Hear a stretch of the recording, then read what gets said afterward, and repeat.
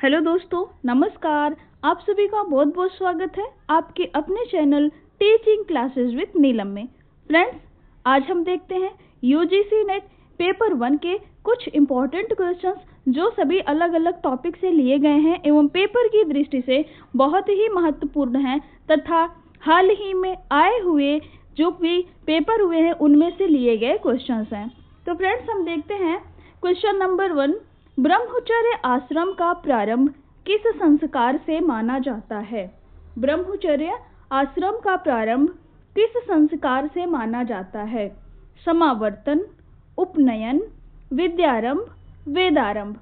तो इसका आंसर हो जाएगा ऑप्शन नंबर 2, उपनयन। ऑप्शन नंबर 2, उपनयन। जो हमारी वैदिक कालीन शिक्षा है, वैदिक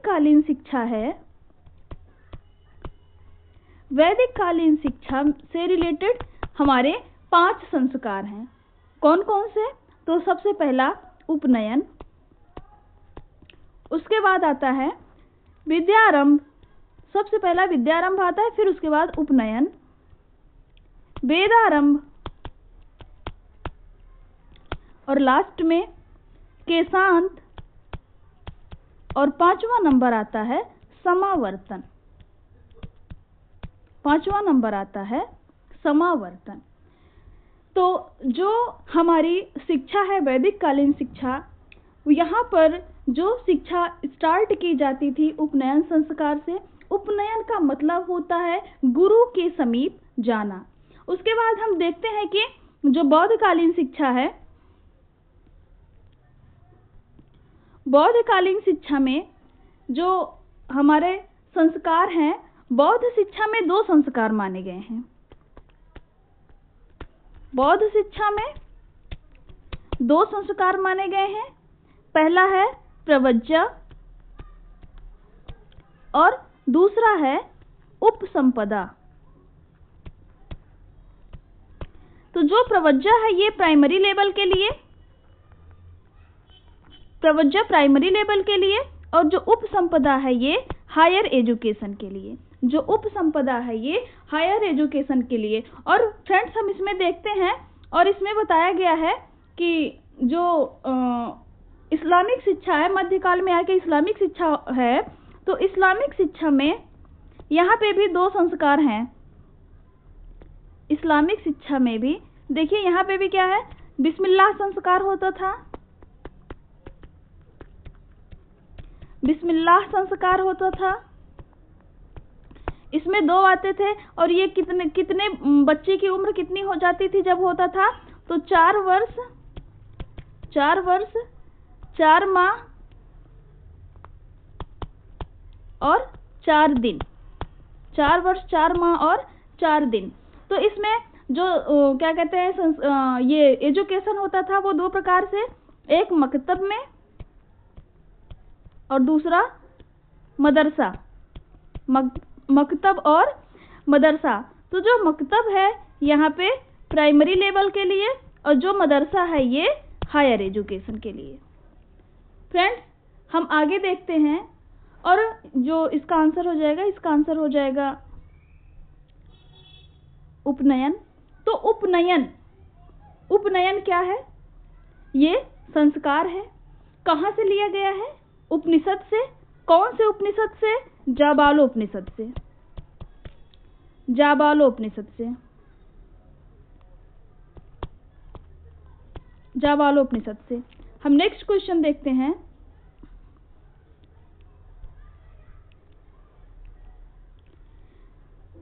संस्कारों में से कितने संस्कार विद्या से संबंधित हैं? संस्कारों में से कितने संस्कार विद्या से संबंधित हैं? तो फ्रेंड्स, अभी आपको जैसा कि बताया गया, संस्कार जो विद्या है, एक मिनट, हाँ, विद्या से रिलेटेड कितने संस्कार हैं? तो विद्या से रिलेटेड वैदिक कालीन शिक्षा में 5 संस्कार हैं। विद्या से रिलेटेड वैदिक कालीन शिक्षा में 5 संस्कार माने गए हैं। कौन कौन से?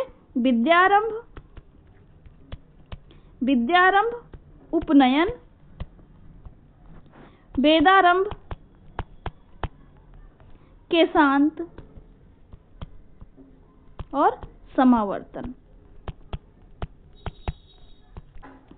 आगे देखते हैं नेक्स्ट क्वेश्चन। मिलान करना है। यहाँ पे पुस्तकों के नाम दिए गए हैं और उनके लेखक। लीलावती, योग सूत्र, न्याय सूत्र, अर्थशास्त्र। तो लीलावती के लेखक कौन है? लीलावती के लेखक कौन है? भास्कराचार्य। किस पे लिखी गई है? गणित पे। योग सूत्र के लेखक कौन है? पतंजलि। और पतंजलि की एक फेमस पुस्तक कौन सी है? महाभाष्य। न्याय सूत्र गौतम। अर्थशास्त्र चाणक्य। नेक्स्ट क्वेश्चन देखते हैं।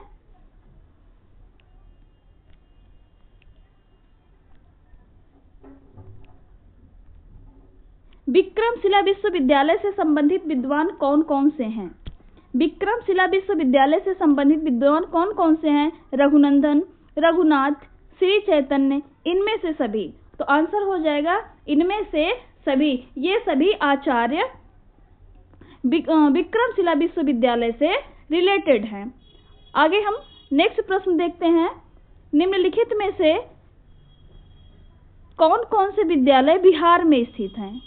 निम्नलिखित में से कौन कौन से विद्यालय बिहार में स्थित हैं? वल्लभी, विक्रमशिला, श्रीधान्यकटक, ओदंतपुरी।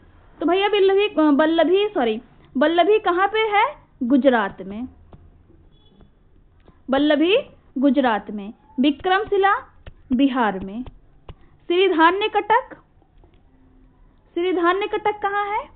अमरावती, आंध्र प्रदेश। और ओदंतपुरी ये बिहार में। तो यानी इसमें से ए और सी कट जाएगा, ए कट जाएगा, सी कट जाएगा। आंसर हो जाएगा बी एंड डी। विक्रमशिला और ओदंतपुरी ये दो विश्वविद्यालय कहाँ पर स्थित हैं? बिहार में। नेक्स्ट क्वेश्चन देखते हैं। गणित का प्रश्न है, यदि x का 20% बराबर y का 30%, यानी यदि x का 20% y के 30% के बराबर है तो x अनुपात y का मान क्या होगा? देखते हैं, प्रश्न पे आते हैं। x × 20/100 equal to y × 30/100। तो ये 100 से 100 कट जाएगा, 0 से 0 कट जाएगा। x y तो हो जाएगा यहाँ पे x/y इक्वल टू 3/2। आंसर हो जाएगा, यानी कि 3/2 का मतलब ऑप्शन नंबर ए 3:2 इसका आंसर हो जाएगा। नेक्स्ट क्वेश्चन देखते हैं। यदि a b से 50% अधिक है तो b a से कितने प्रतिशत कम है? यहाँ पे आएगा b, ये भी नहीं b। यदि a b से 50% अधिक है तो b a से कितने प्रतिशत कम है? यहाँ पे a है, यहाँ पे b है। ये a b यानी b से जो a है ये 50% अधिक है, यानी इसका मतलब कि a 100 है और ये कितना है? 150 है। अब कह रहा है कि b कितना कम है? तो 150 से 100 यानी 50 कम है। हो जाएगा 50/150 मल्टीप्लाई बाई 100। एक 0 से एक 0 ये कट गया। उसके बाद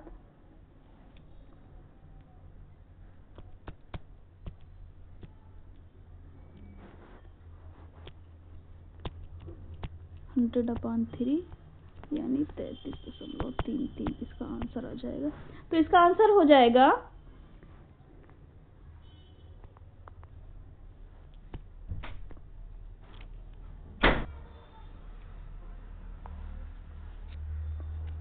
नेक्स्ट क्वेश्चन देखते हैं।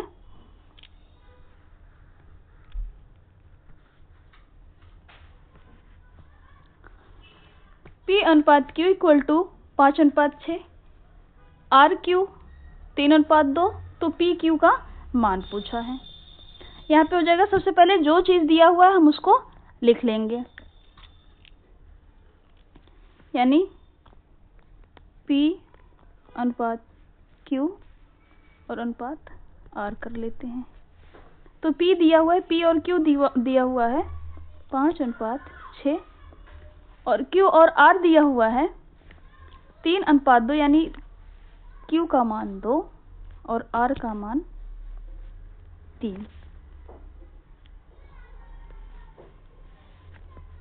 तो यहाँ पे हम इसको रिप्लेस कर देंगे 2, यहाँ पे हम 6 कर देंगे। अब इसका आपस में मल्टीप्लाई करेंगे 18, 12, 10। तो हम देखते हैं हमको P का मान 10 मिल रहा है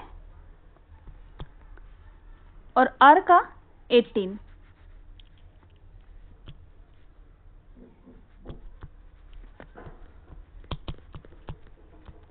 इसको हम काट देंगे तो हो जाएगा 5:9, यानी इसमें आंसर नहीं दिया हुआ है। हम नेक्स्ट ऑप्शन बना लेते हैं 5.9। इसका आंसर हो जाएगा 5:9। नेक्स्ट क्वेश्चन देखते हैं। अच्छा, ये बहुत नीचे दिया गया था।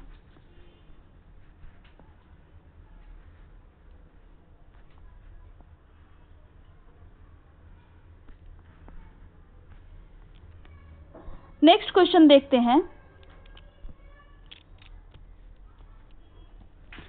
शिक्षण में आधुनिक मूल्यांकन प्रणाली के बारे में क्या सही है?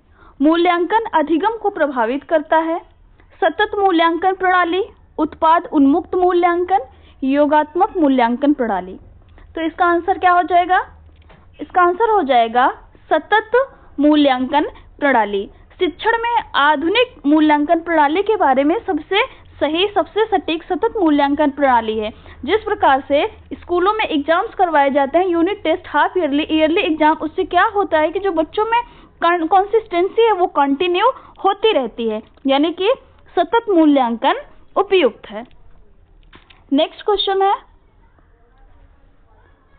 निम्नलिखित में से कौन सा गुण एक शिक्षक के लिए सबसे महत्वपूर्ण है? समय की पाबंदी, विषय वस्तु में निपुणता, विषय वस्तु में निपुणता और संचार की क्षमता, मिलनसारिता।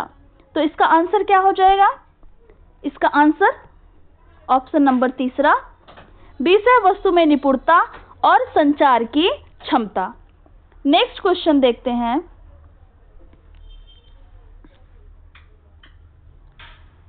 निम्नलिखित में से कौन सा कारक शिक्षण को प्रभावी बनाता है? निम्नलिखित में से कौन सा कारक शिक्षण को प्रभावी बनाता है? विषय में छात्र की रुचि, कक्षा में शिक्षण सहायक सामग्री का उपयोग, पाठ्यक्रम की समाप्ति, रचनात्मक मूल्यांकन, सॉरी 4 ऑप्शन ही है। विषय में छात्र की रुचि, कक्षा में शिक्षण सहायक सामग्री का उपयोग, पाठ्यक्रम की समाप्ति, छात्रों के सीखने का परिणाम। तो इसमें प्रश्न में कह रहा है कि निम्नलिखित में से कौन सा कारक शिक्षण को प्रभावी बनाता है? शिक्षण प्रक्रिया प्रभावी कैसे हो सकती है? शिक्षण प्रक्रिया तभी प्रभावी हो सकती है जब बच्चे चीजों को सीखें और उनसे कुछ ग्रहण करें और अपना फीडबैक दें, यानी देखने के बाद समझ में आए कि हाँ, उनमें कुछ रिजल्ट आया है, उनका कुछ परिणाम आया है, उन्होंने कुछ सीखा है। तो इसका आंसर हो जाएगा छात्रों के सीखने का परिणाम। नेक्स्ट क्वेश्चन है, रचनात्मक मूल्यांकन का मुख्य उद्देश्य क्या है? रचनात्मक मूल्यांकन का मुख्य उद्देश्य क्या है? छात्रों को अगली कक्षा में प्रमोट करना, शैक्षिक कार्यक्रमों में सुधार करना, छात्रों का आत्म मूल्यांकन करना, छात्रों की समस्या को समझना। तो जो रचनात्मक मूल्यांकन है, इसका मुख्य उद्देश्य क्या है? रचनात्मक मूल्यांकन यानी उनकी क्रिएटिविटी में क्या करना? सुधार करना, शैक्षणिक कार्यक्रमों में सुधार करना।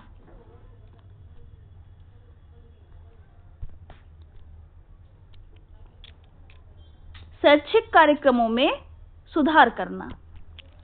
नेक्स्ट क्वेश्चन देखते हैं।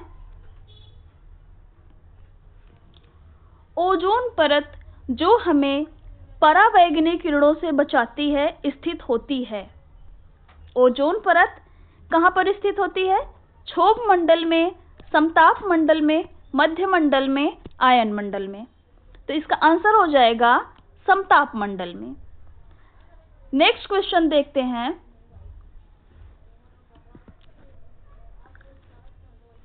मॉन्ट्रियल प्रोटोकॉल में हाल ही में किया गया संशोधन है। मॉन्ट्रियल प्रोटोकॉल में हाल ही में कौन सा संशोधन किया गया?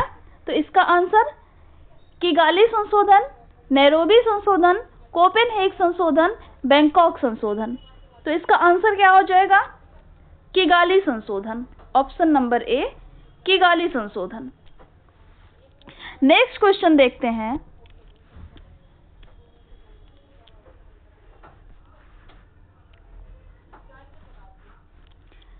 संयुक्त राष्ट्र संघ के पूर्व महासचिव कोफी अन्नान ने एक बार कहा था कि संभावित एकमात्र सर्वाधिक सफल अंतरराष्ट्रीय पर्यावरण समझौता कौन सा है इनमें से? रियो शिखर सम्मेलन, Montreal protocol, Kyoto protocol, Paris समझौता। तो इसका आंसर क्या हो जाएगा? इसका आंसर मॉन्ट्रियल प्रोटोकॉल। अंतरराष्ट्रीय स्तर पर जो पर्यावरण समझौता मॉन्ट्रियल प्रोटोकॉल हुआ है, सर्वाधिक सफल माना गया है। तो फ्रेंड्स, क्लास को यहीं पे एंड करते हैं। आपको यह इन्फॉर्मेशन कैसी लगी अपने विचार कमेंट बॉक्स में जरूर बताएं, और ऐसे ही अन्य महत्वपूर्ण क्वेश्चंस एवं वीडियो के लिए कमेंट सेक्शन में अपना सुझाव दें। चैनल को सब्सक्राइब करें, वीडियो को लाइक करें, अधिक से अधिक शेयर करें। आपका साथ हमारे लिए बहुत ही महत्वपूर्ण है, आप अपना साथ बनाए रखें। और इस चैनल पर आपको इतिहास और यूजीसी नेट के फर्स्ट पेपर की तैयारी करवाई जाएगी। तो आप अगर इन सब्जेक्ट्स की यानी इतिहास विषय की तैयारी करना चाह रहे हैं और फर्स्ट पेपर की तैयारी करना चाह रहे हैं तो आप हमारे साथ अवश्य जुड़ें। जय हिंद, वंदे मातरम।